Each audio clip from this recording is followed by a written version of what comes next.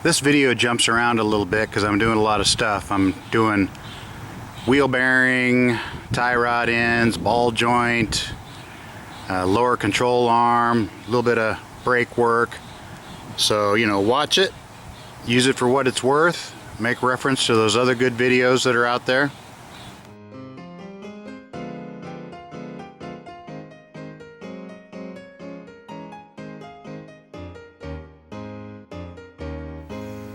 What kind of freaking gorilla put these lug nuts on there? They're supposed to be 19mm, but they're the ones that have kind of a shell over them. They're not a completely forged nut. So a 19 won't slip over there. I'm able to get a 3/4 inch 4-way lug wrench on there. I can also get a 20mm 6-point to slip over them, but it's a little loose. But I'm going to go with this because it fits the tightest.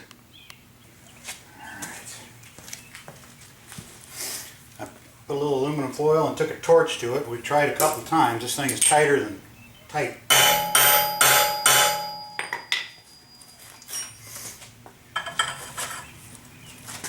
A little lower.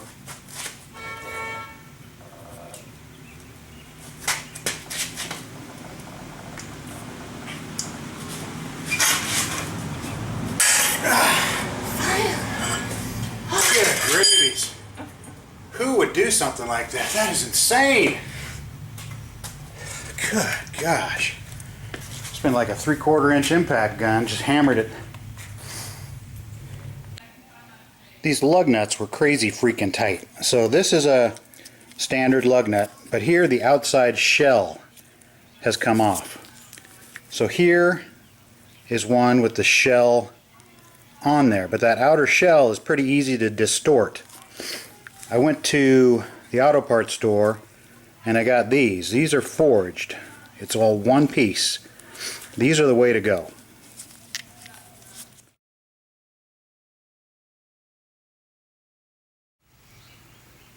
This is actually the passenger side, but I'm going to throw in a couple of things here that I left out when I did the driver's side.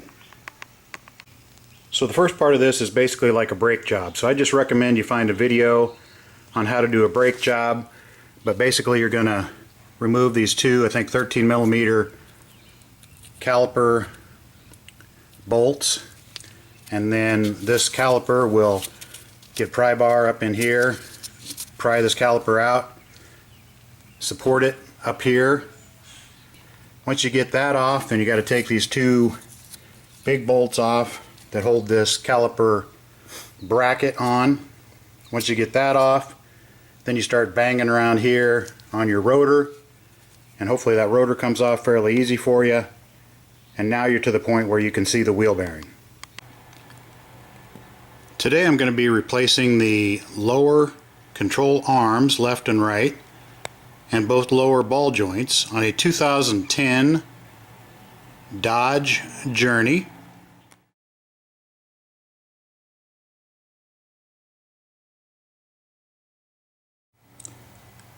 There's already a great video out there on how to replace ball joints on a Chrysler 200, and there's also one on how to replace lower control arms on a Chrysler 200.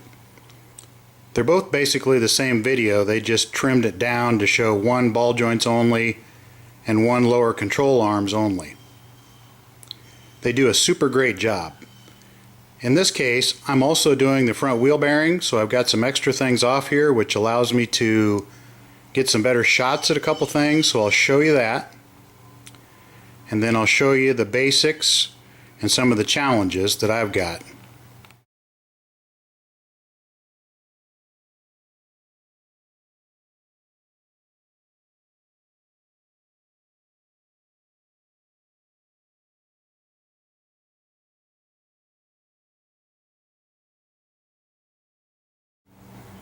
You know, as usual in those more professionally done videos, they show here, just take this little snap ring off the ball joint, you know, get in there with a screwdriver or a pick and just work it out. In my case, the damn thing is welded in there. I've smacked on it with a chisel, a punch, squirted penetrating oil in there. That little snap ring is locked in there. So my plan is to grind it out, and then I can get a punch in there and smack the little two pieces out.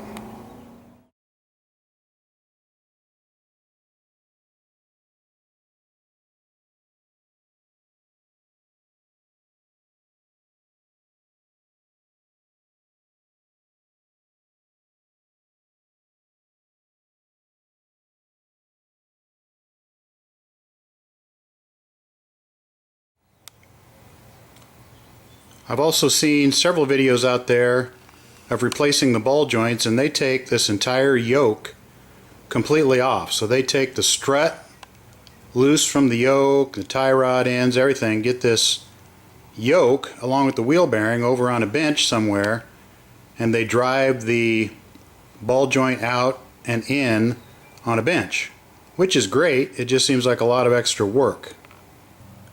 The way that these are designed, the ball joint is up in a very small little space, and you cannot get a ball joint tool to attach to it in the traditional manner. But there is a way you can get it to work.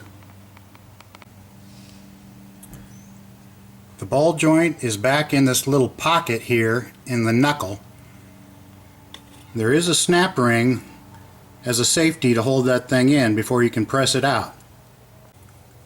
My plan is to get that 18mm nut off that ball joint, stick a pickle fork in there, pound it in, separate these two, then I should be able to pull this knuckle slightly away from the lower control arm, get me some space where I can get up in there with a small grinder and attack that little snap ring.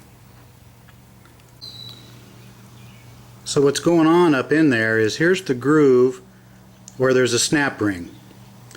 The kind that they have is just basically a C ring, and it basically, they just took it and they pushed it on like that. So the gap is down there in the back, and this whole snap ring has seized in that groove.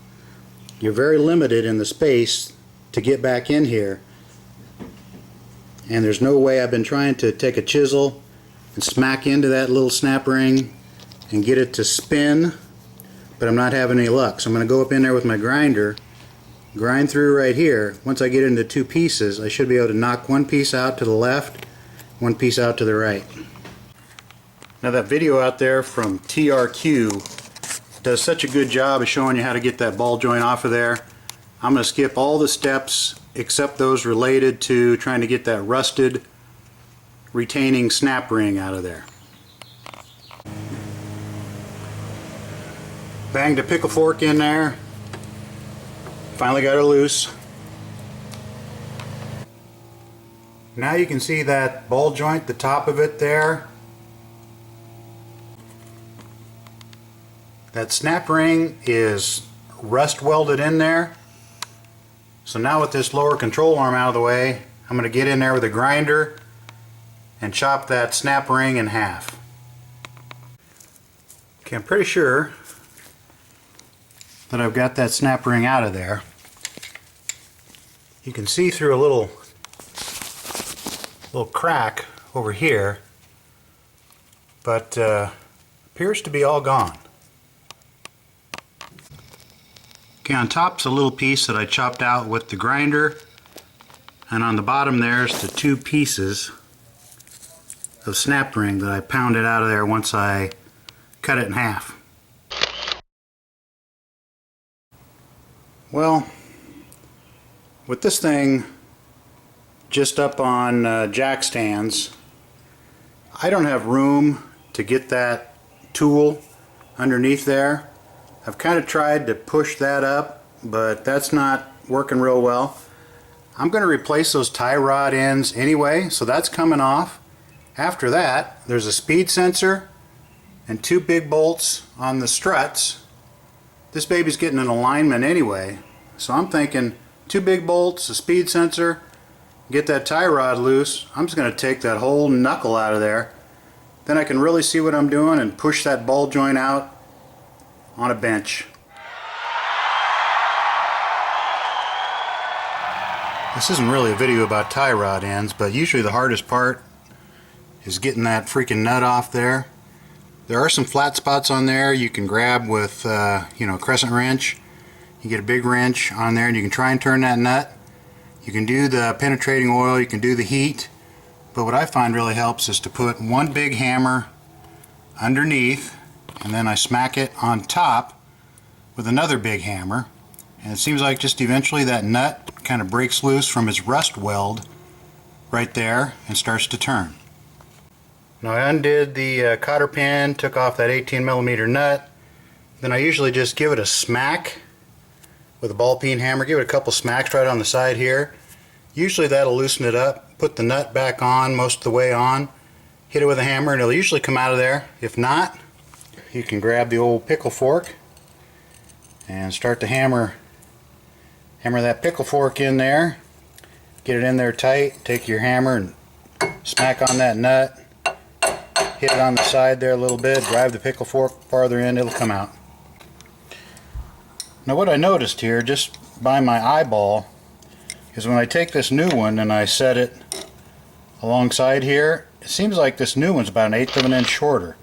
So what I'm going to do is carefully measure from the center of this grease zerk back to the edge of this nut, and then whatever that distance is, when I screw the new one on, I'll have that distance from the grease zerk to that nut the same, and then I may have to then end up screwing this nut up, maybe 1/8 of an inch.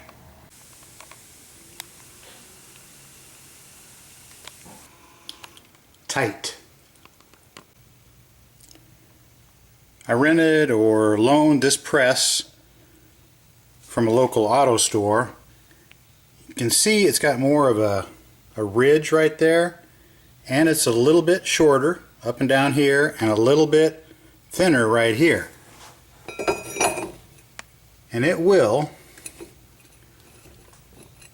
slide in there. Got the loaner unit on top, the Harbor Freight unit there on the bottom. Here they're fairly close. There is just a little bit of difference here, not much. What's important is, in this situation, the loaner unit on the left is thinner than the Harbor Freight unit.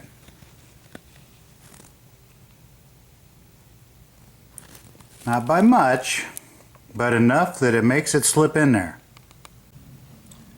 The other important thing is this edge right here. There's not much of a defined edge right there, but here there is, and that's going to be important because this is going to have to go down into the shaft where the ball joint's at. And this one, with the ridge on the left and right there, the factory forge marks, it just doesn't have the ability to push down into that hole very far. Since we're going to take this knuckle off of the strut, a couple things. One, your alignment is going to be messed up. For what it's worth, you can spray paint a little bit here, maybe on the other side. You can try and put them back the way they were if you can't see the grease marks. The other thing is that these bolts are usually splined bolts, so you cannot put a socket and an impact over here and get this to turn. You need to go to the other side where it's a nut. Get that nut to come off, then screw the nut back on a little ways and take a hammer and pound that bolt out. Okay, I'm working on that ball joint. So I've tried to kind of press it out of there, but when you're working on the ground, you really can't get your press and your impact gun under there, so we're taking off the knuckle. And to do that, we've just got a couple things left to go here, just these two nuts. We'll drive those bolts out.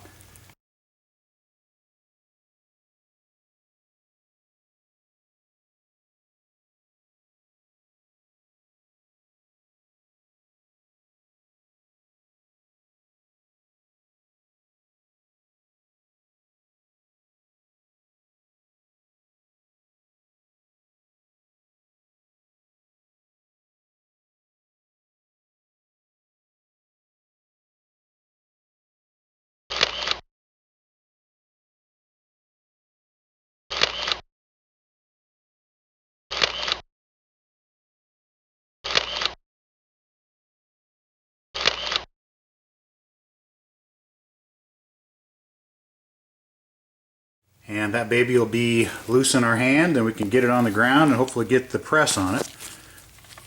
I'm going to support that axle. You don't want it to pop out of the transmission. It's kind of scary to have to tap it back in there sometimes. You will need a deep socket on there because the bolt's sticking through quite a bit. This one's a 21 millimeter.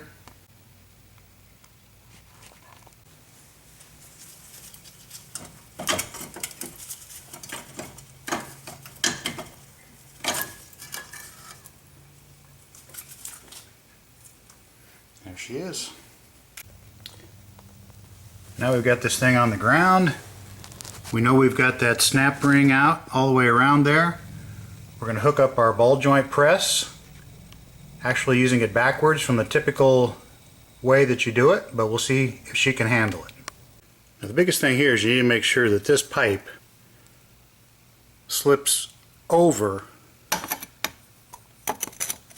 You don't want it to be sitting there on the ball joint. It has to be off of it. In this case, that bolt's sticking up there a little high. I wish I had a little bit taller pipe. Eventually I may just, if I get it to break loose, I think I'm just going to grab my grinder and cut that stud off. She's ready to go. Got this in there best I can. Got that stud ready to come up right through the center of that hole. I'm going to get on here with my impact with a 22 millimeter impact socket and see if she'll handle it.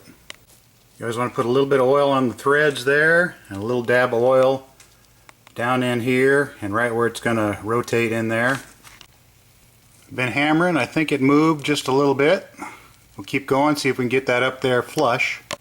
Oh yeah, she moved. I think I'm probably hitting up on this now, so I think I'm just going to cut that stud off. But we're moving down there.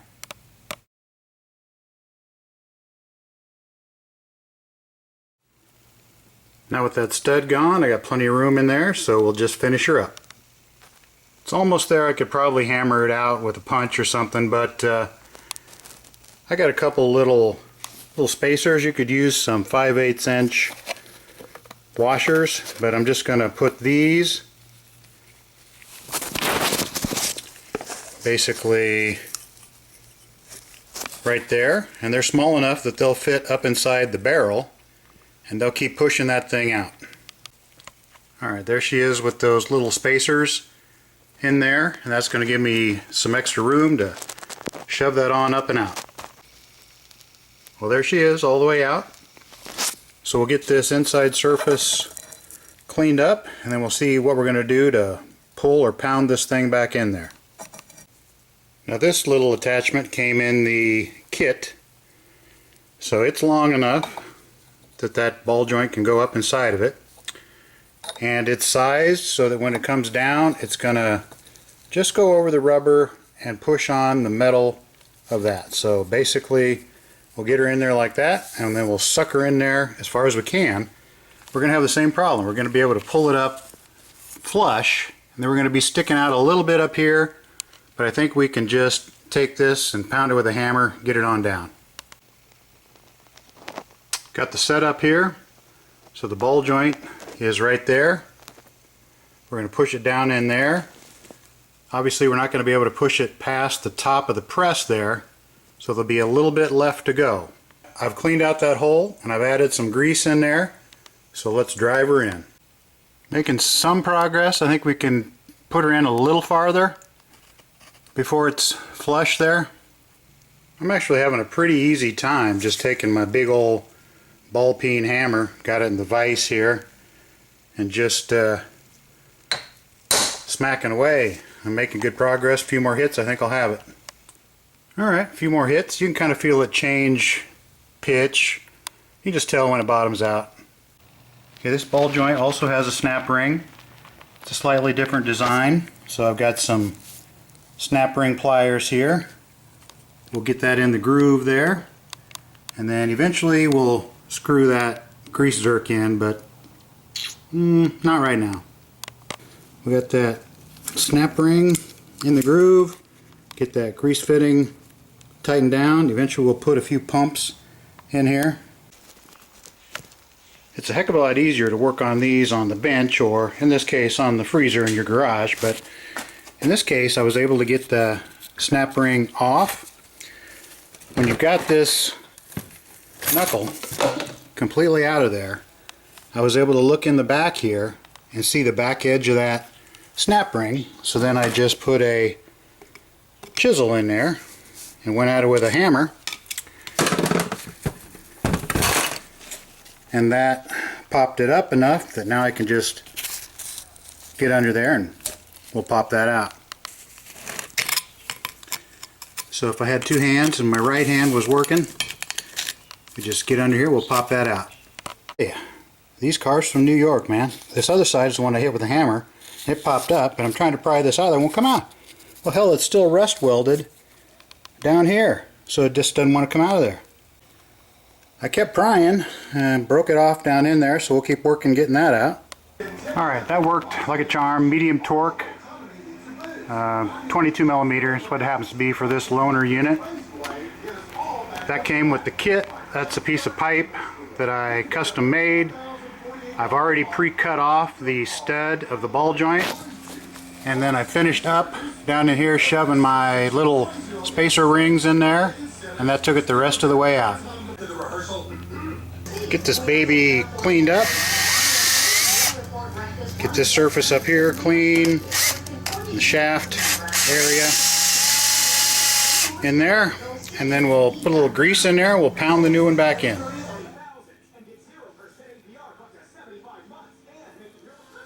So to drive that back in there, you got this one.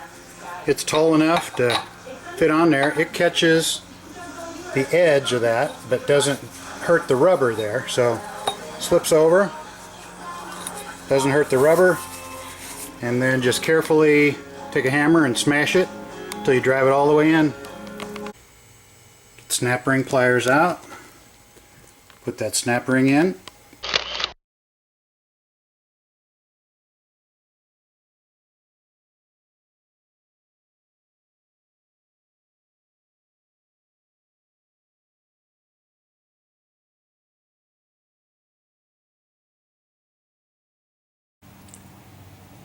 Here's the two lower control arms laid out on the floor, along with one ball joint and one tie rod end.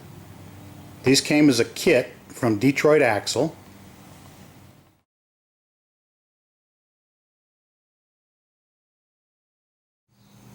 There is a left and a right.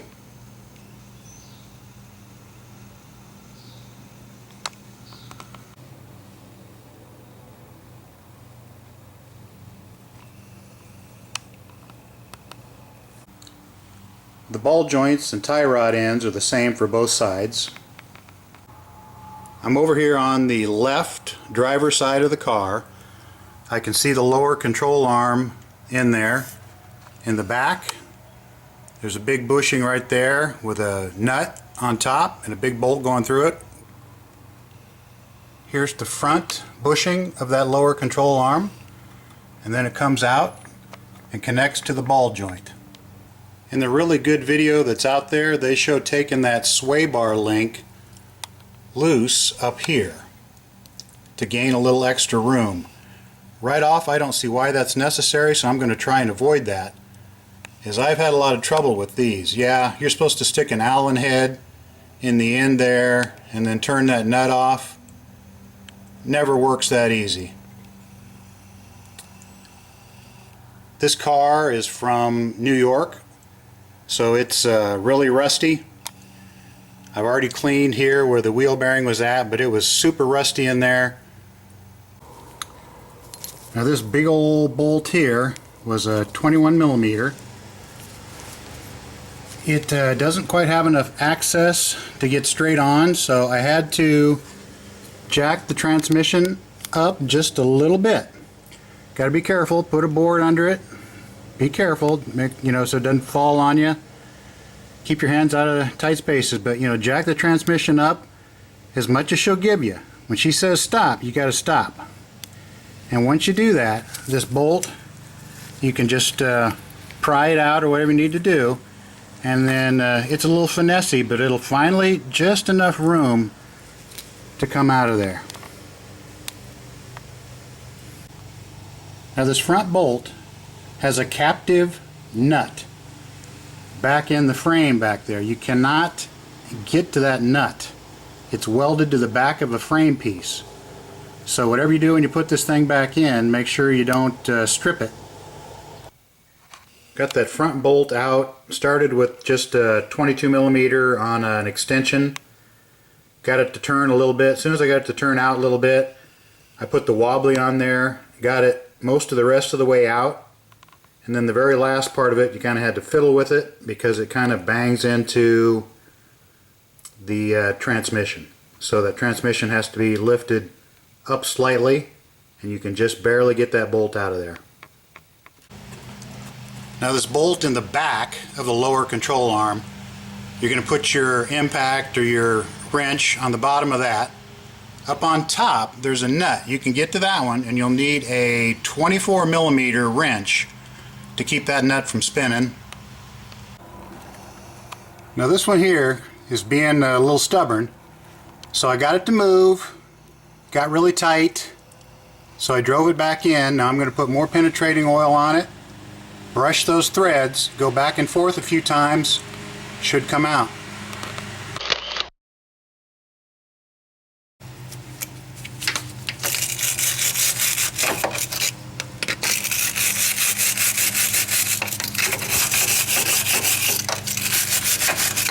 Spray a little penetrating oil on there.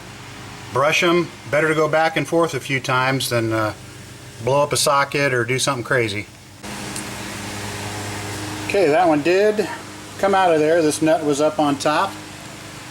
Basically used the back and forth technique, some penetrating oil and a wire brush to kind of clean these threads up as they pop through that nut, so that whatever sticks up above that nut, you want to clean those up a little bit, otherwise it comes through that nut really hard.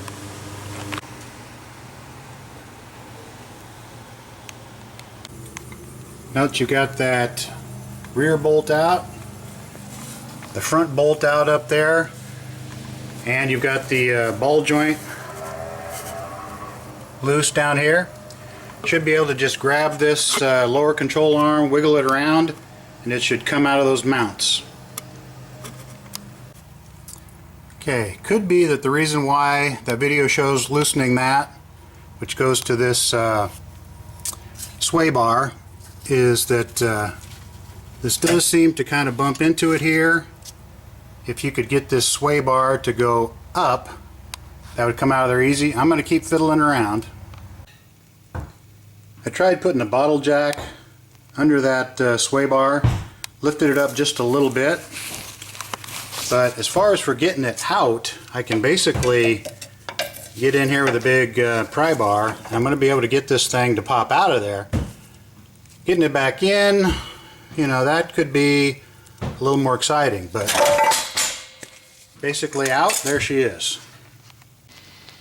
Now I've got some extra things off because I was replacing the ball joint on this side, but this lower control arm, I got the bolts loose.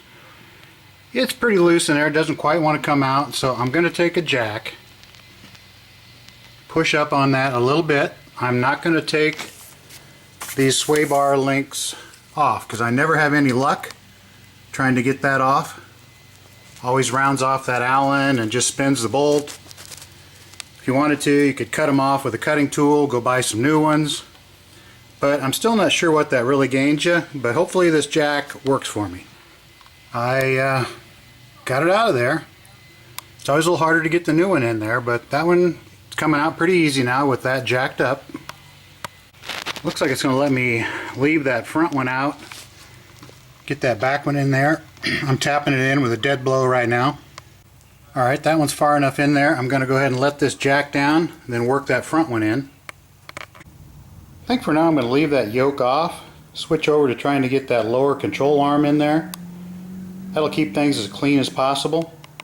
Hopefully give me the best chance to get that baby past that torsion bar over there and shoved into that slot.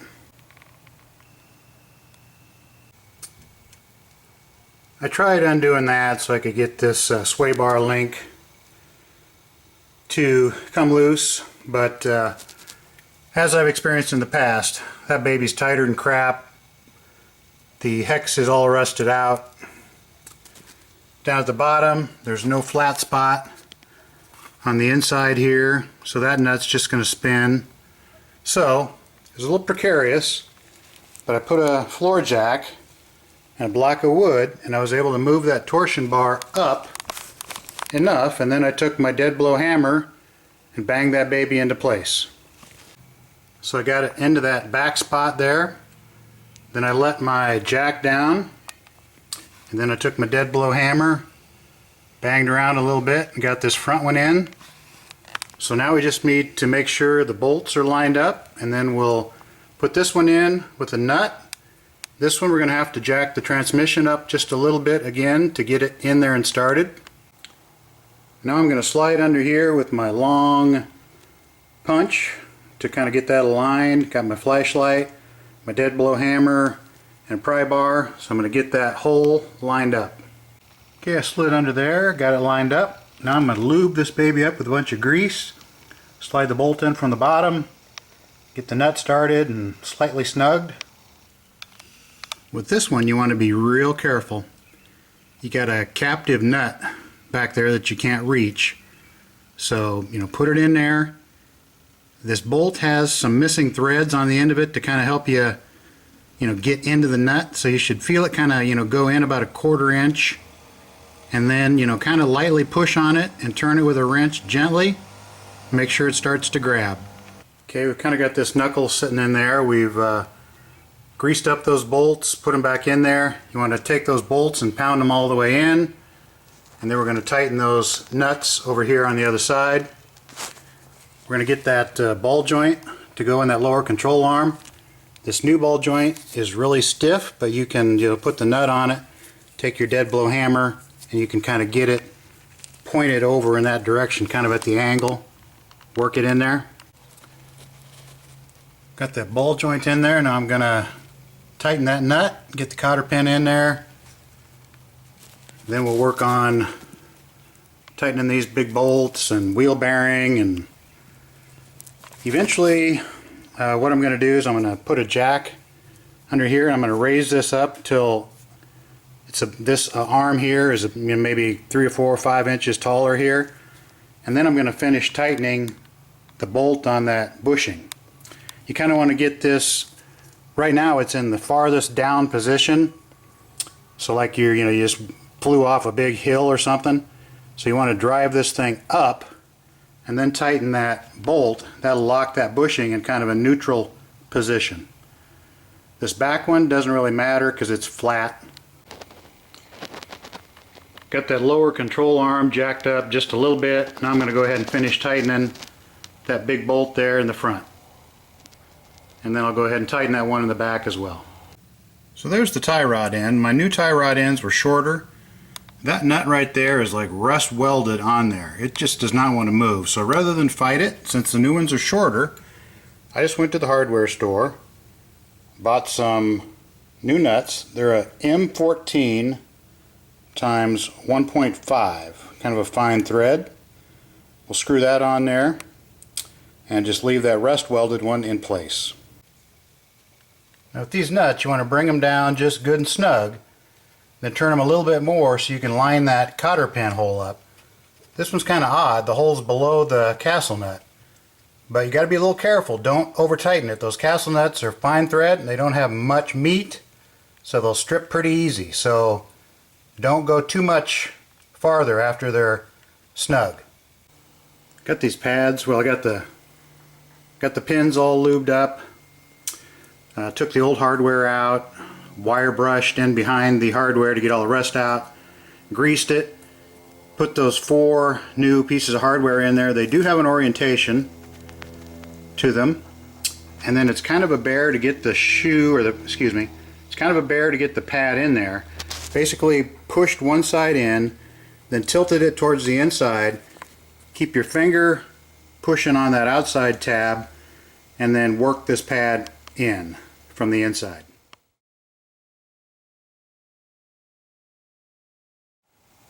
Took some brake clean, cleaned the grease off that rotor, got it installed. The caliper, got it compressed, just basically took an old pad, put it on the caliper, took a C-clamp and pushed it in. You want to loosen the cap there and check every once in a while, make sure you're not going to overflow as you push stuff back in. I know some people are going to comment and say, never push that dirty old brake fluid backwards, you know, open that bleeder and push it out. Well, that's a great idea, except about half the time when I try that, I strip the bleeder off and then I'm like, son of a gun. If you haven't already tightened that axle nut, you can do that in the upcoming step. After you get the caliper bracket on there, you can ram a screwdriver down in here and then turn it until it locks up, and then you can go ahead and tighten that nut. I'll let you look up the torque spec on that. It may be different depending on what bearing you purchased. These little clips are not all the same. You see how that bottom side there is taller, wider, but then this tab out here sticks out farther. This one's backwards from that, so these things definitely have an orientation. So you want that wider edge down here, and you want the fatter tab on the outside, which leaves you with just a small little clip over on the inside.